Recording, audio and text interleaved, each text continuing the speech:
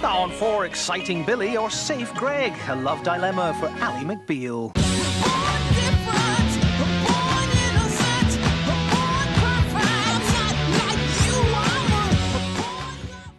Jizz ass Christ. It had to happen, didn't it? It just had to happen. We just had to have a dark marriage between NFTs and loot boxes. I have to talk about NFTs again. I don't want to. I don't want to even think of them. I don't want to perceive them. I don't want to remember they exist. And yet here we are once again. Oh yes, folks, you may have heard me say loot boxes a moment ago. We're not done with those, and the industry sure as shit isn't either. I mentioned a dark marriage. Well, prepare to throw as much rice as you can get your grubby little rice mitts on, because this is bad. Oh God, I guess there's nothing left to do but to put on our gloves. Oh, they're already on, brilliant. And let's just do it. Let's just do a video. It's horrible. We're all gonna have a horrible time. But, you know, have fun doing it. By the fuck almighty anal beads of John the Baptist, just when the video game industry couldn't get any more disgusting, any more revolting, any more downright fucking pathetic in its never-ending quest to desperately scrape and claw every last conceivable penny out of an audience it perpetually views as marks to be preyed upon, there's always some way for game companies to sink ever more despicably lower. Indeed, there is no barrel bottom low enough for the filthy con merchants of the game industry, so subterranean is their scraping, and so it is that I'm now forced to present to you a concept so vile, so antithetical to everything we stand for on this show that I feel the need to profusely apologise before I ever utter the forbidden words. I am sorry. I am truly, deeply sorry for this, but here we go.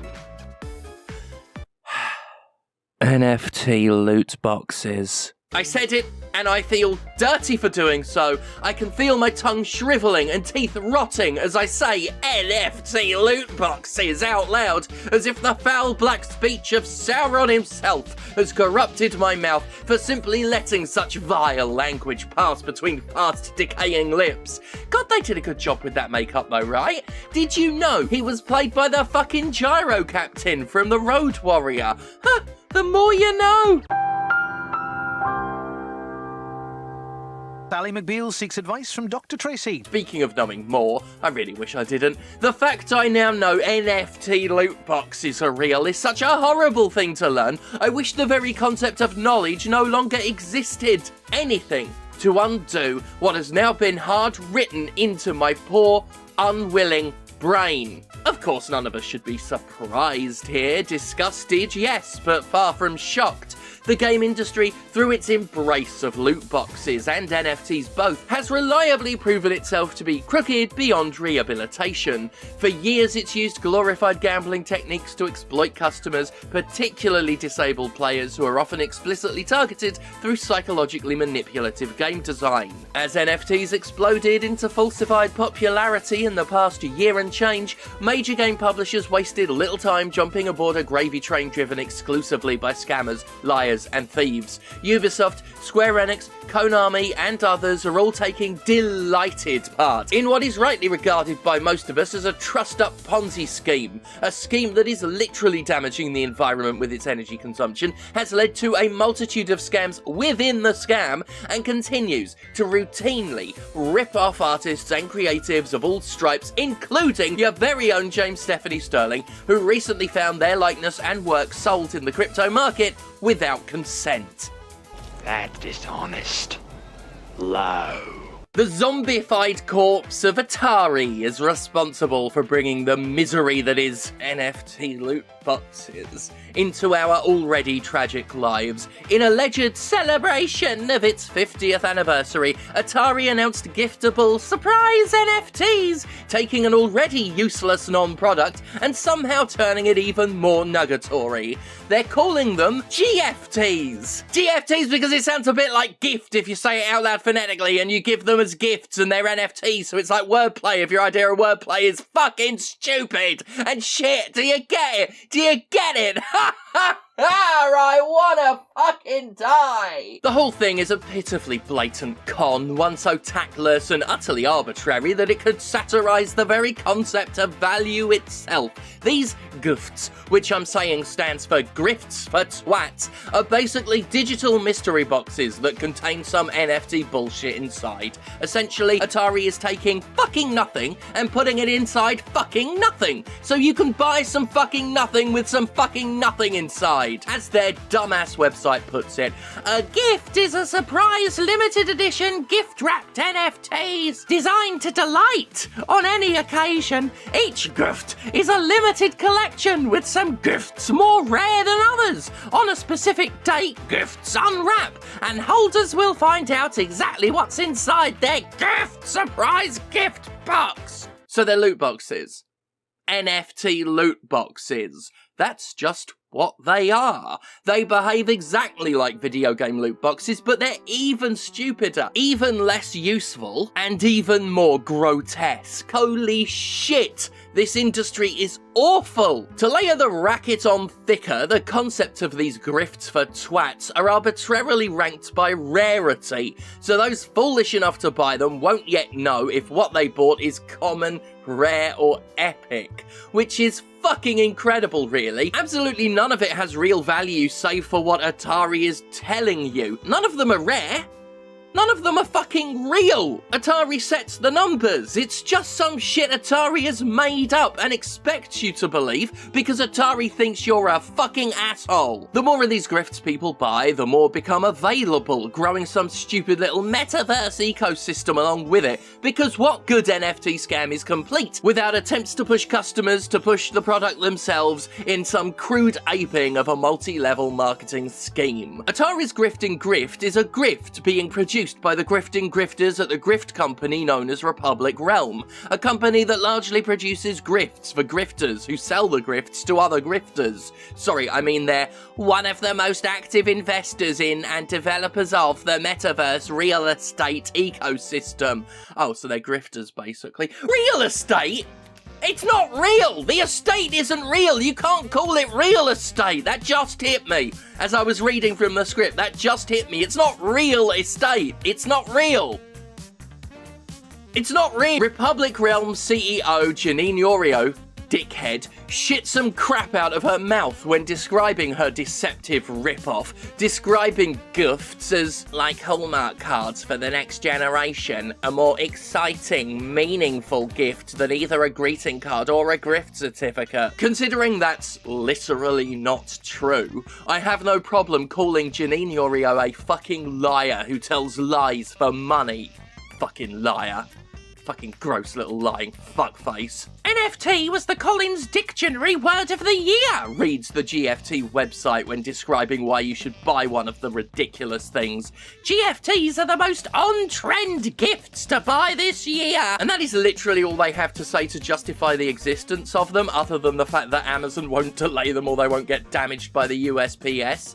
You know, because they're not real. Not that they're actually useful or fun or that they provide anybody with anything, just that they're, and I quote again, on trend. And if that's the only reason to own a thing, well, that's just fucking sad. Goddamn, their roadmap looks like total trash too. Like, does every little thing involving NFTs have to be so thoroughly, embarrassingly artless? Apparently so. Look at this confusing visual mess. I suppose we can credit it with one thing. It's such a garbled, obfuscating, maze-like tribute to ugliness that it very much encapsulates the metaverse perfectly. Atari itself, of course, has been technically dead for decades. The current incarnation is a bought-out, sold-out, hollowed-out husk of a company that once delivered goods worth a damn. The company's output is almost entirely failed hardware and garbage video games, my quote-unquote favourite being that Alone in the Dark game, that you had to play co-op, and saw players staying in lit areas to survive, so you were neither alone nor in the dark. Also, the game was fucking shit. Like, really bad though. hilariously, laughably poor, like almost everything this shit stain of a fallen brand touches anymore. Nevertheless, it's somewhat fitting that the company responsible for the notorious video game market crash of the 1980s is now leading the charge in such a ruinous, poisonous blight on the modern market. And make no mistake, NFTs are absolutely toxic. They are going to wreck video games if they're allowed to continue unabated. The concept of play to earn, where customers are going to be farmed out to make money, will lead to games becoming grindier and more shallow than ever before, if you can believe it. We've seen how the prevalence of microtransactions and loot boxes negatively impacted game design already, as products incrementally offered less content for more money. I fully expect this decline in quality to increase at a shocking rate as games transition completely into wallet delivery systems. NFTs are being forced upon us. It's clear that comparatively very few of us want them,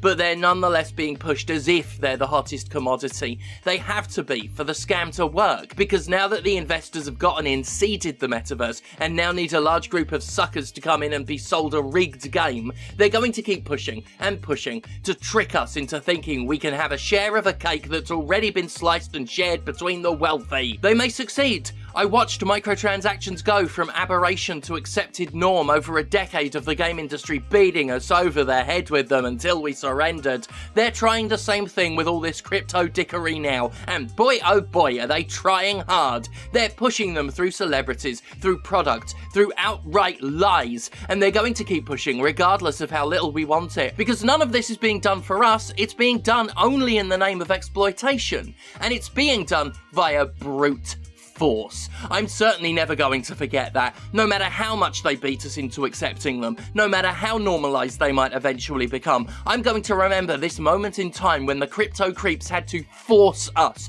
to take part in their fraud. They had to railroad us, they had to batter us, they had to inflict it on us all without our consent, and that's what NFTs will have always been. Not something that happened for us, but something that happened to us. North NCL faithful, the time is fast approaching for you to rejoice, for the greatest night of your lives is fast approaching, a night you get to spend in the company of Commander Sterling, the pan-galactic princess of pansexual pandemonium, the super heavyweight super villain, the poly-antagonist, the finest experience of your poor little lives. But pray tell, what interest does the commander have in North NCL? Well, you know what they say about the lethality of curiosity. There's only one thing you need to concern your pretty little heads with, and that's that the future is simply sterling.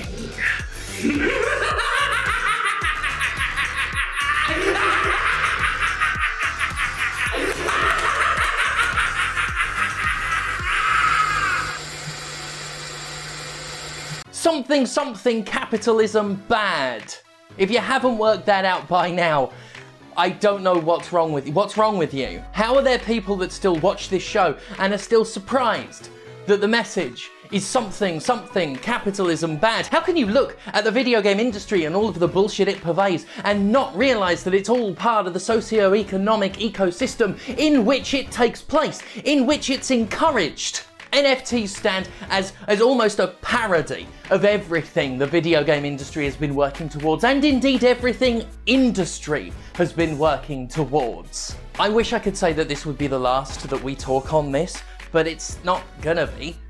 More horrible things will happen. At the time of talking, it isn't even February yet.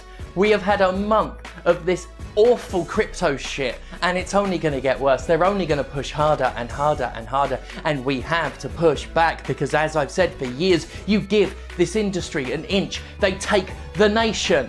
Speaking of taking nations, if you can get to Newcastle, England on February 5th, Commander Sterling makes their UK debut at North NCL. Tickets are still available, not many, alright? They're at northwrestling.co.uk.